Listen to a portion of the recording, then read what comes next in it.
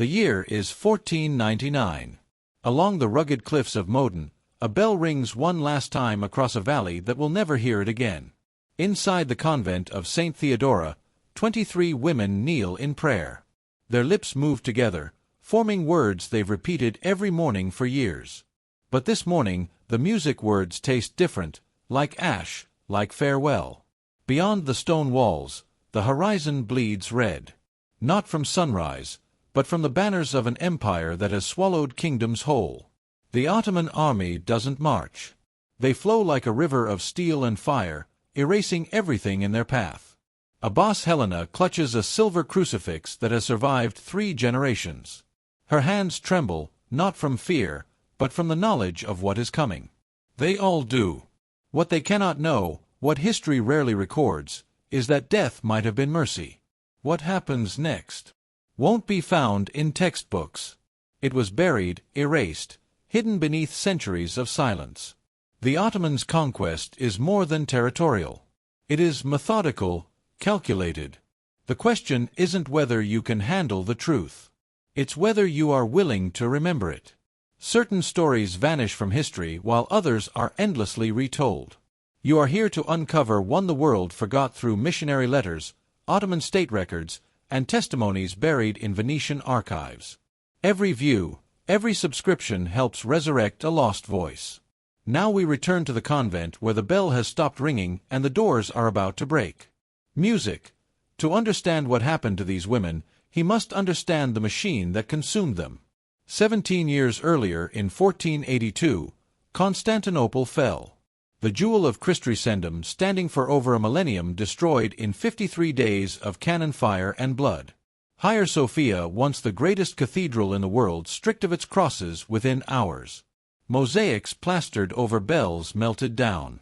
Within a week, the call to prayer echoed where hymns had sung for 9 centuries.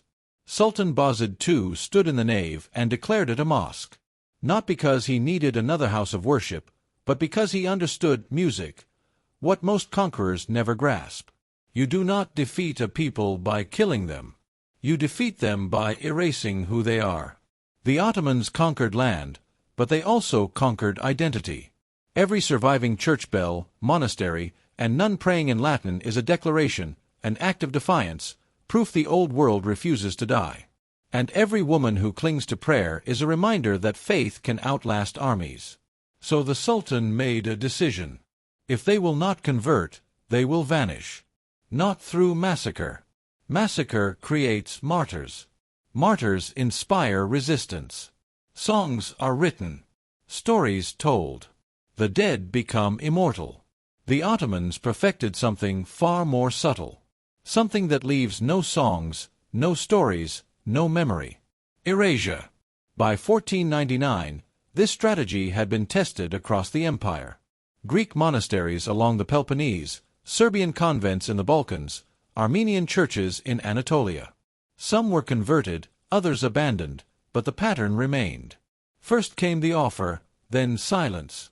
The convent of St. Theodora, perched on a hill far from garrisons, was about to become another experiment, another footnote in an empire's expansion.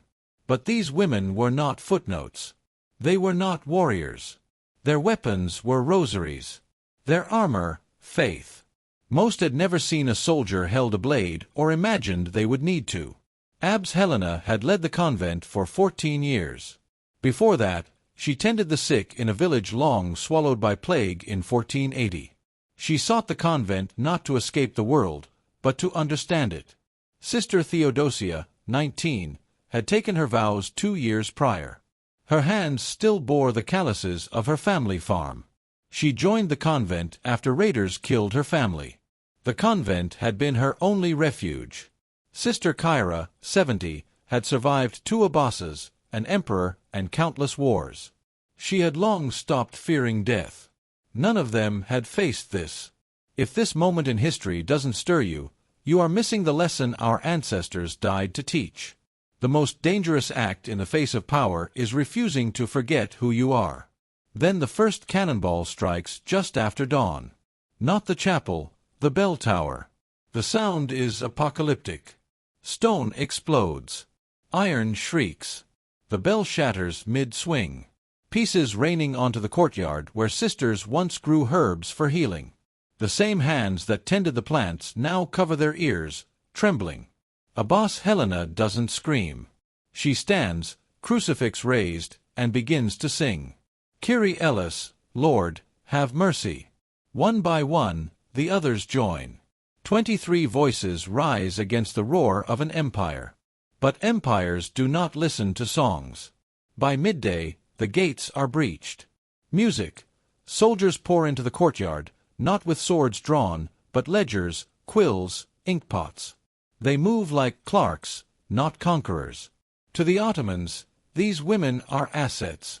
A translator steps forward. A Greek man familiar with the hills. His voice shakes as he reads from a scroll. Music. By order of Sultan Bayezid II, all subjects of conquered territories must submit. Those who convert will be protected. Those who refuse will face the consequences of rebellion. Abbey's Helena steps forward, her face calm, almost serene. She speaks not to the soldiers but to the translator in Greek so clear everyone understands. Tell your sultan that we have already given our lives to a king. Music. We have nothing left to surrender. The officer in charge Hassan Pasha, whose name appears in Ottoman military records from the 1499 Modin campaign, does not respond with anger. He responds with a smile chilling because he knows something the nuns do not. The Ottomans have perfected the art of breaking people without killing them. That night, the women are locked inside their own chapel. No food, no water, only darkness and the sound of soldiers outside laughing, eating, living while they wait to see who will break first. 2 younger sisters from the nearby coastal village begin to weep in the corner. Their sobs echo off the stone walls.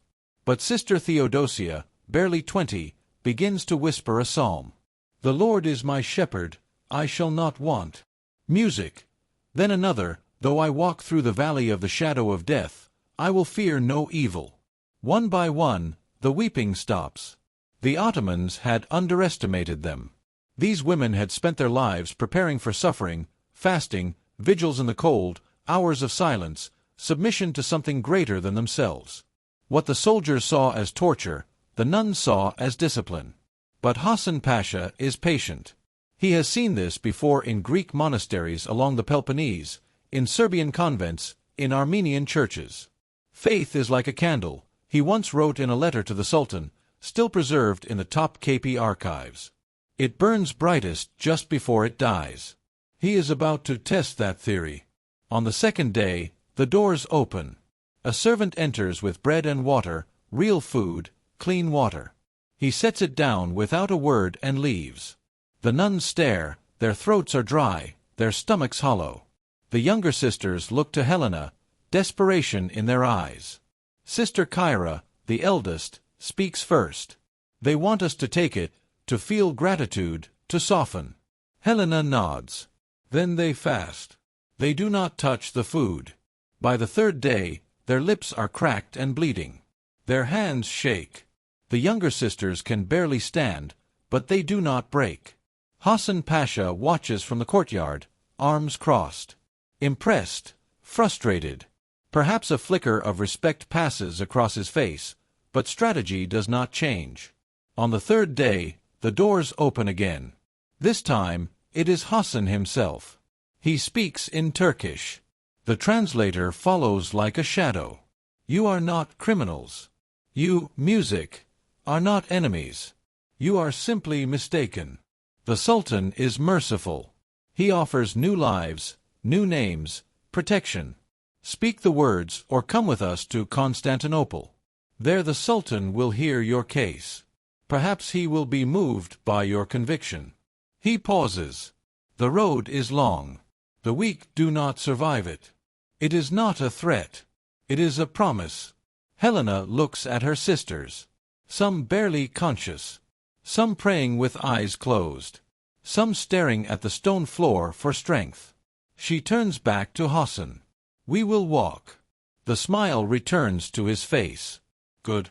We leave at dawn. That night, the nuns hold each other in darkness. No one speaks, but Theodosia begins to hum hymn from Vespers. One by one, the others join. Outside, some soldiers pause, some look away.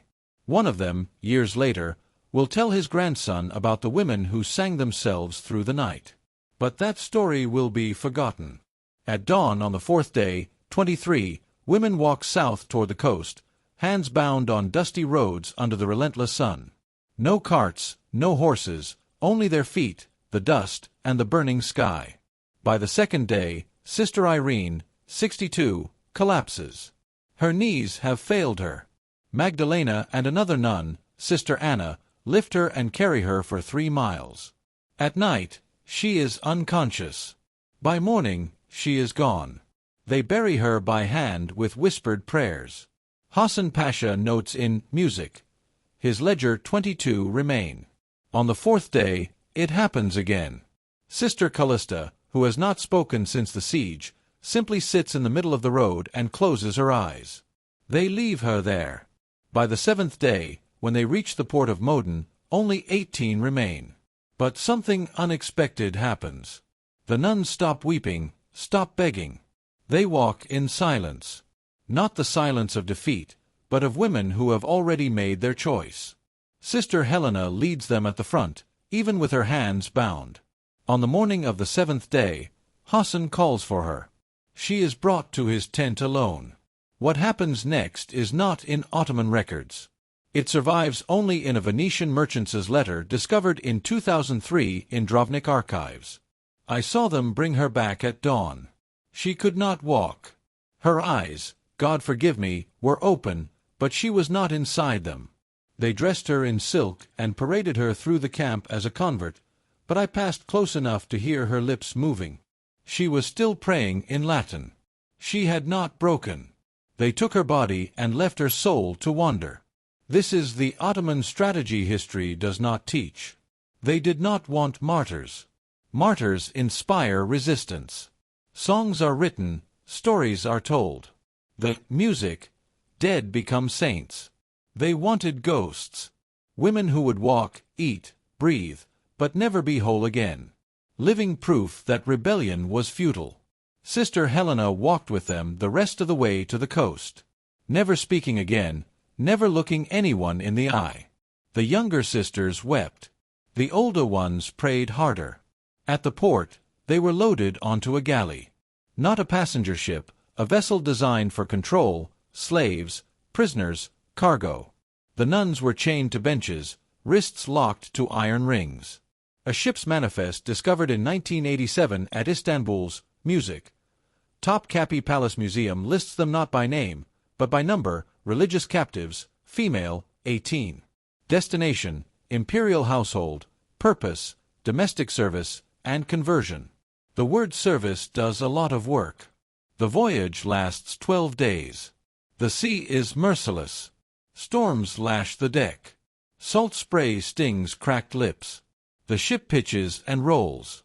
Women who have never seen the ocean vomit until there's nothing left. Music. At night, the youngest, Sister Theodosia, whispers psalms beneath her breath, faint, almost lost against the crashing waves. But the other prisoners, Greeks, Serbs, Italians, men and women chained nearby, turn their heads to listen. For a moment, the sea seems still. When the ship finally, Music, enters the Bosphorus, the sisters see the skyline of Constantinople rise before them. Domes, minarets, walls that seem to stretch forever. At night, after the palace slept, they gathered in this forgotten chamber to pray. No priest, no altar, no Bible, just memory. They recited psalms, music, by heart, verses half-forgotten reshaped into survival prayers. They whispered hymns so faint, music, the stone barely caught them. They held communion with bread stolen from kitchens, water drawn from palace wells, and they carved their faith into stone one scratch at a time, knowing no one would ever see it. Sister Theodosia became their voice in the dark. The girl who had whispered psalms on the ship, who had carried Sister Irene on the road, who had refused to look away when they dressed Sister Helena in silk. Archaeologists found her mark, too. A small bird scratched into the corner of the wall. Beside it, 23 lines, one for each sister, though only 11 complete. The music. Rest trailed off into nothing.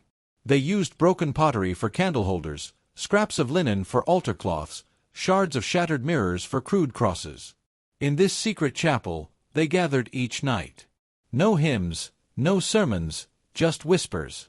Each woman kneeling, sharing a memory, her home, her church bell, the warmth of bread before dawn. These became their new psalms, offerings to a God who still listened in the dark. A Venetian prisoner held for ransom in 1502 wrote of strange voices echoing beneath the harem. Women singing in Latin to a god not of the empire. Historians dismissed it as superstition until the chapel was found. And here is what breaks your heart. Halfway up the wall, the scratches become erratic, desperate. The lines deepen as if carved with more force, more urgency. Then nothing. Ottoman records from 1505 mention a cleansing of palace staff under the new sultan. Anyone deemed unproductive or resistant was removed. No details, no names, no burial sites, just one line in a ledger disposed. The nuns of Modin vanished from history.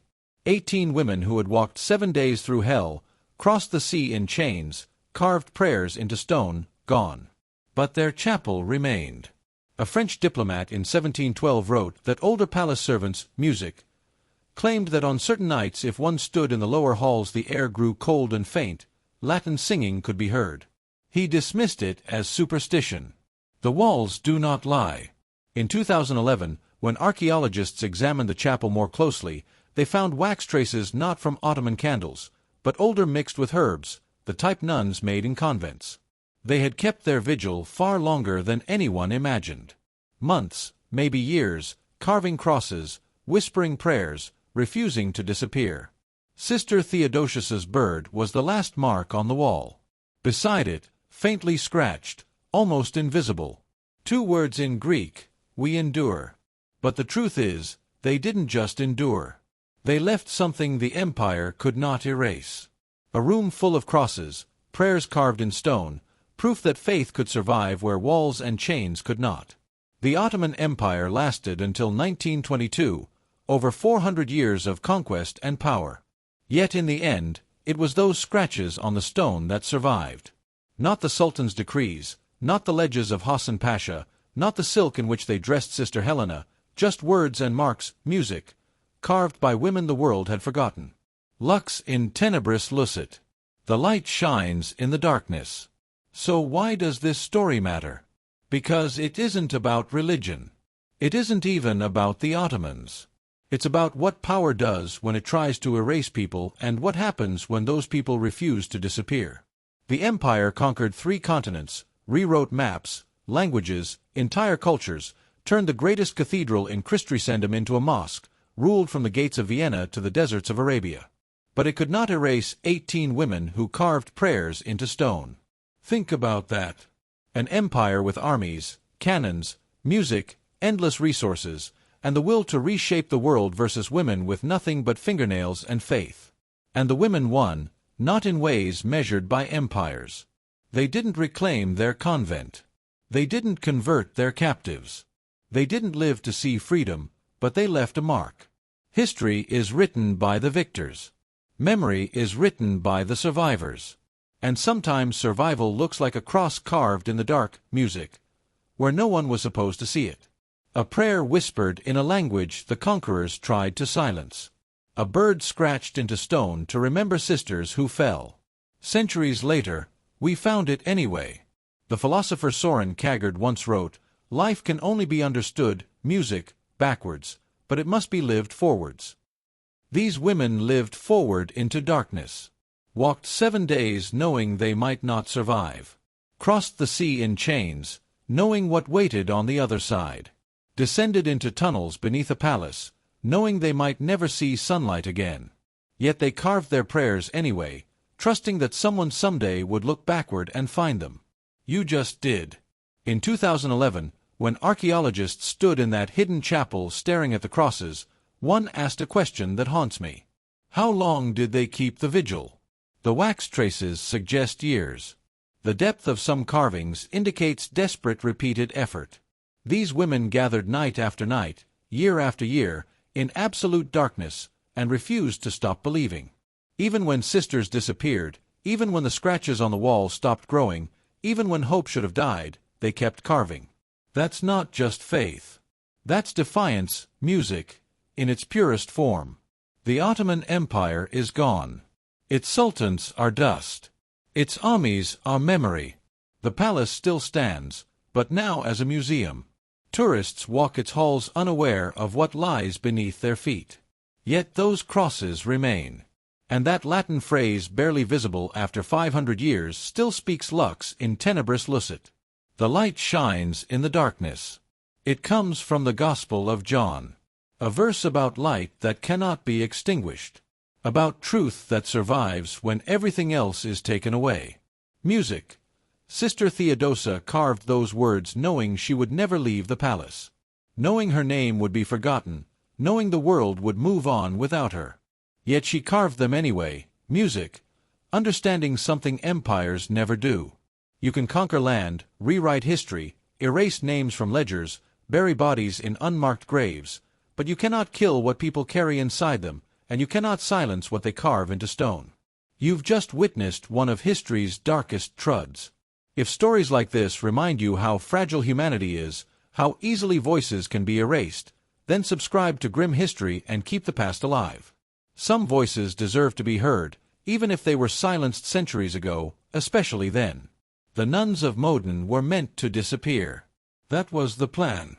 Erase them, break them, turn them into ghosts or converts or footnotes in Ottoman ledgers. But they didn't disappear. They're still here in those crosses, in that Latin phrase carved in the chapel the archaeologists found 500 years later. And now they're here with you because you listened, because you remembered, because you refused to let their silence be the final word. Lux in tenebris lucet, the light shines in the darkness, and the darkness has not overcome.